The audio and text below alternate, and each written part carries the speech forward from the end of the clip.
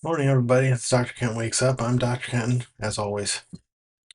In the cup today is Seattle's best breakfast blend, fresh out of the percolator.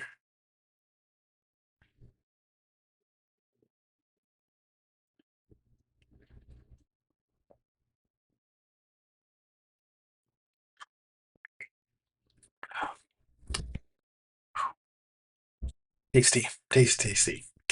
It's raining outside. It's a little overcast. You can probably tell in the lighting.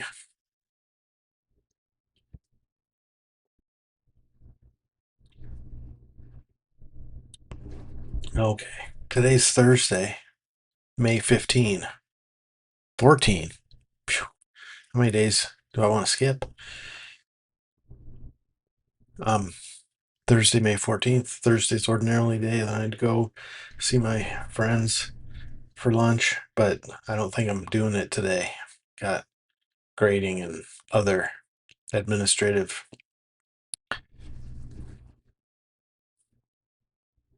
uh, bull stuff to deal with. Let's see about working on the wordle. And I forgot yesterday was the first day of Mayteenth. So if you're a month-teenth advocate like I am, I apologize for missing the opening day. I'll try to do better. Let me see if I can't get that set up behind my, just so that it's ready to go. There's the shortcut. I gotta search for uh, uh, uh.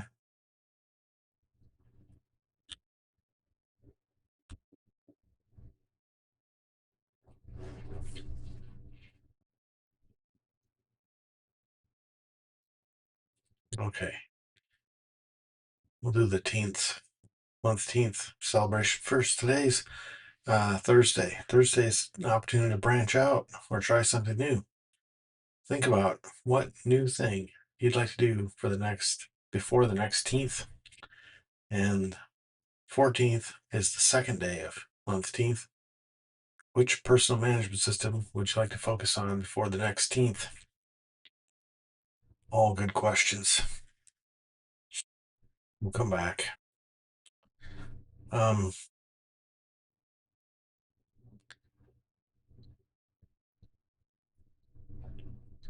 just describing the day here.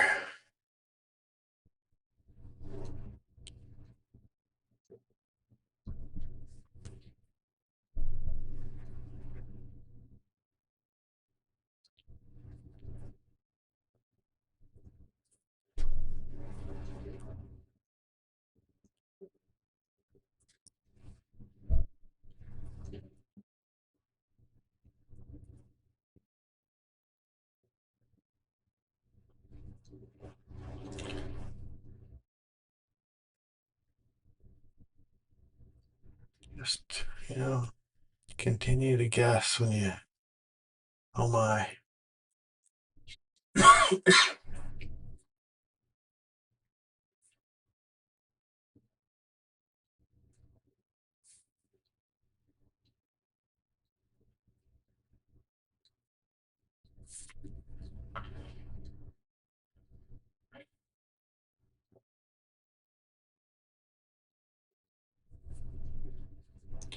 There's more than four.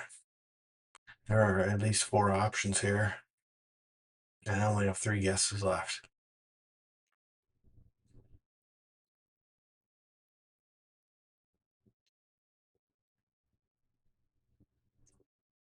So I'm either gonna get it right, or I'm gonna get it wrong. Oh my goodness. Okay, I got lucky on that one. I'm gonna have to read the analysis here, because I know I guessed correct one.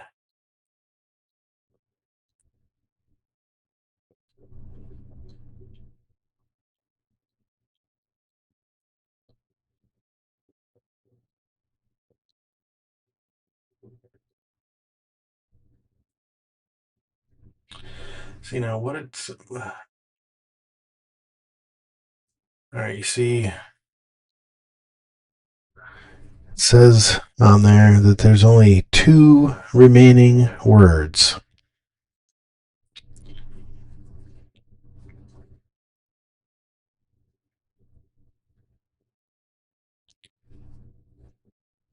And I don't know which. You see that list at the bottom.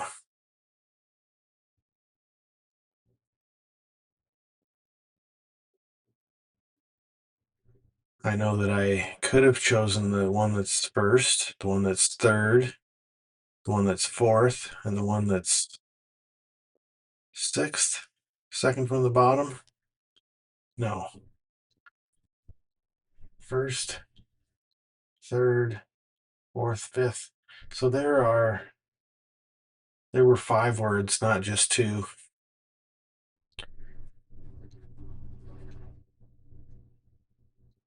Anyway, I don't like the analysis. It's not always accurate, and it bothers me. That it judges me when I could have been. It says that I could have been more efficient. I had chosen a different word. Anyway, that's just me. It's me being pedantic and picky. Um, Mayteenth. It's an important holiday for those that celebrate it. It's an opportunity to give yourself a week-long recognition of what's going on around you and what you'd like to have going on around you. So yesterday would have been the 13th. Are your personal management systems serving you? Review them and decide. I've sort of been doing that for the past couple of weeks, probably since the middle of April, so a month. Been considering how to make those systems serve me better. Yesterday was Wednesday, which would have been an opportunity to do something I like. What's something you like and haven't done in a while that you can do before the next teenth? Well, I haven't. I didn't do that yesterday. Excuse me. I got something, some spilkus in my connecticozoid.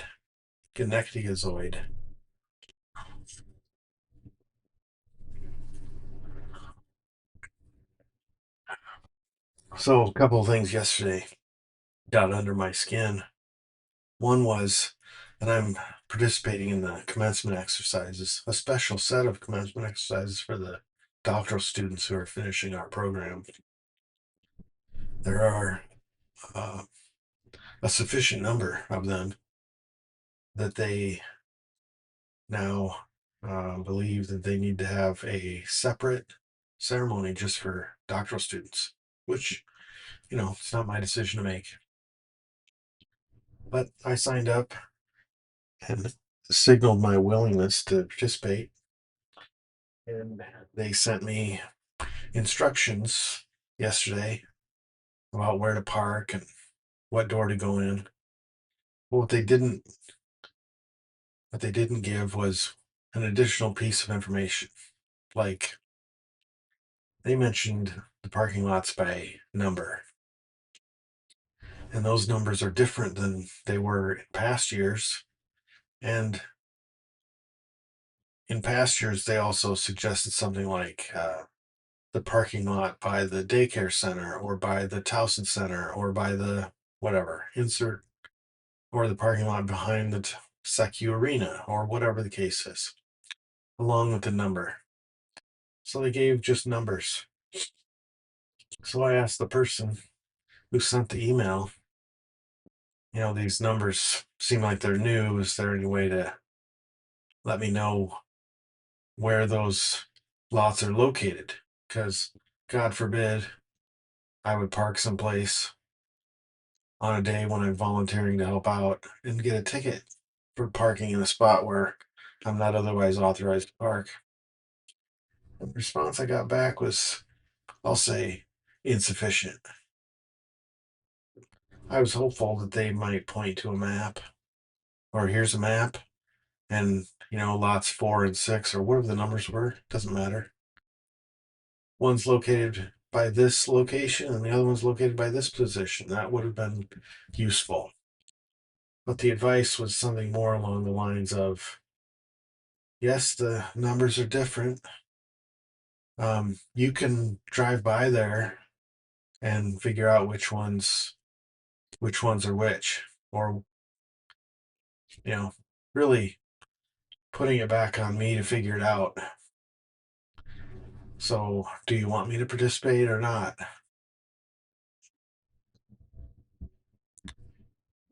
You know, I don't know. Maybe the expectation I have is too high because the expectation that's been on me has been too high. But my intention when giving people instructions is to help them avoid doing the wrong thing.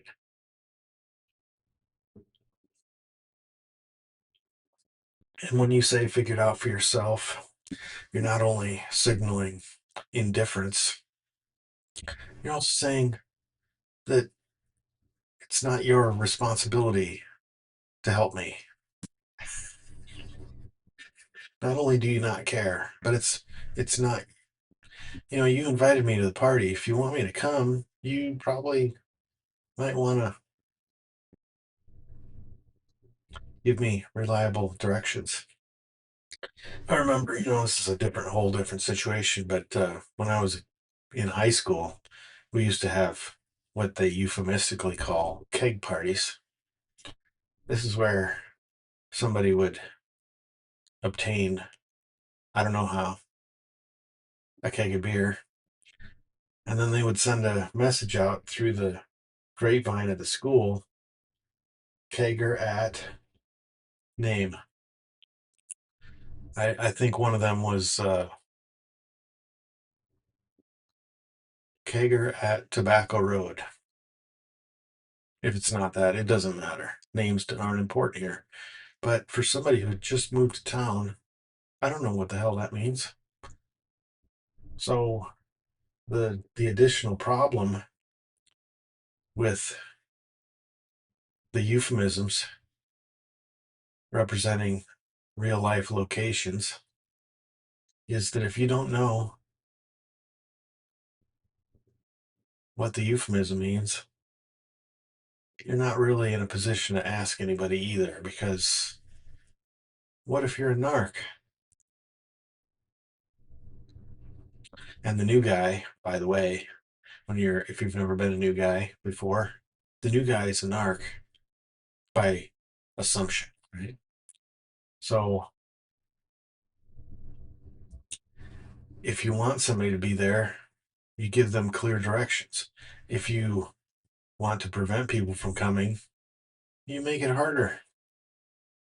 If you only want insiders to be there, then you give them the level of response that I got in high school and the level of response I got yesterday. Figure it out for yourself. If you know, you know, I guess. So, anyway, that's pretty much it. I'm sorry for the rant this morning. It's just been on my mind. Um, but well, when I was in the dean's office, for example, the expectation was that we want people to, when I'm asking people to fill in reports so that we can take the information from the reports and pass it forward, the expectation was that we needed those forms to be filled out correctly. So, what we tried to do was make the form easy to understand what type of information we wanted, where we wanted it filled in, how much of it we expected, how many semesters worth, or if you taught a course multiple times in a single semester, how to break it down. I wanted to make it easy to do the right thing and hard to do the wrong thing. And that's not especially straightforward or easy, but it was something that we felt like we needed to do because what we wanted was the data provided to us in a format that was easily digestible, easily applicable to the various reports we needed to fill out. So there's a reason, which is why it seems to me that if you want people to participate in your activity, that you'd make it easy to get them to the place where you want them to be. It's my issue. I know. And I'm trying to figure out how to let it go. It's fine. I will. David Hawkins is helping me, even from beyond the grave. His various books are very good. I will link to some in today's description. All right, then. That's enough for today. Um, have a great second day of Mayteenth. See you tomorrow. Love you. Bye.